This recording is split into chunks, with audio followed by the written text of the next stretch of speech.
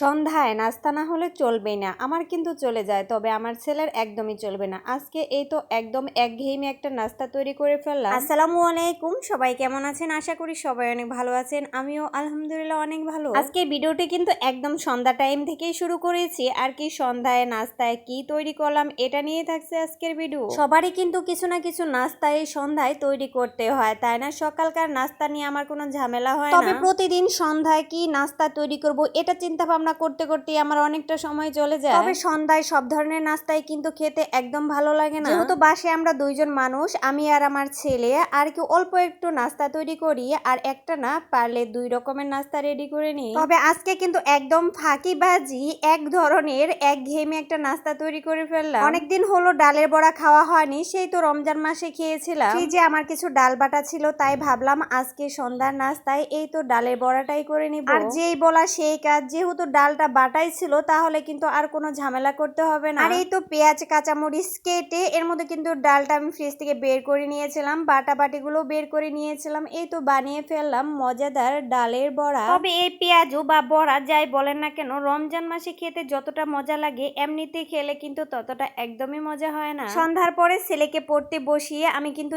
এইদিকে হচ্ছে এই তো বড়াটা বানিয়ে নিচ্ছি। আর আমি সব সময় ডালের বড়া বানানোর সময় কিন্তু ডালের পরিমাণটা বেশি দিয়ে থাকি। ময়দা, তারপরে চাউলের গুঁড়া, বেসন, এগুলো পরিমাণ কিন্তু একদম কম দিই। মাঝে মাঝে তো শুধু ডাল দিয়েই বড়া বানা, ওইটা খেতে কিন্তু আরো বেশি মজা। শুধু ডালের যে বড়াটা আর কি, কোনো রকম কোনো চাউলের গুঁড়া ময়দা কিছুই দিব না। এই তো পেঁয়াজও সাথে যদি থাকে চা, খেতে কিন্তু অনেক মজা হবে, তাই না? তবে কিন্তু আমি আজকে চা তৈরি করিনি, আমি কিন্তু ইদানিং চাটা একদম কম খাচ্ছি। আমি কিন্তু এর মধ্যে বড়াটা রেডি করে চুলায় বসিয়ে দিয়েছি, এক পাশ কিন্তু হয়ে গেছে, এই তো আমি উল্টিয়ে দিলাম। যারা যারা এখনো পর্যন্ত আমার ভিডিওর সঙ্গে আছেন তাদেরকে অসংখ্য অসংখ্য ধন্যবাদ। যারা যারা এখন পর্যন্ত একটি লাইক দেন, প্লিজ একটি লাইক দিয়ে দিবেন। আপনাদের ছোট্ট একটি লাইক আপনাদের মতো আরো অনেকের কাছে আমার ভিডিওটি পৌঁছে দিতে সাহায্য করবে। এই তো এর মধ্যে কিন্তু আমার পেঁয়াজু বা বড়া যাই বলেন না কেন একদম রেডি, অনেকটাই কিন্তু মুচমুচে হয়েছে, একদম ক্রিস্পি হয়েছে। এখন আমি পেঁয়াজুটা নিয়ে যাচ্ছি আমার ছেলের কাছে, আর কি ছেলের কাছে নিয়ে দুজনে একসাথে বসে বসে খাবো। এই ভাজা পোড়া খেতে না আমার অনেকটাই ভয় লাগে, তারপরেও কি করব, খেতে তো ইচ্ছে করে। আর আমার ছেলের কাছে ভাজা পোড়া মানেই তো অসাধারণ। এই তো দেখেন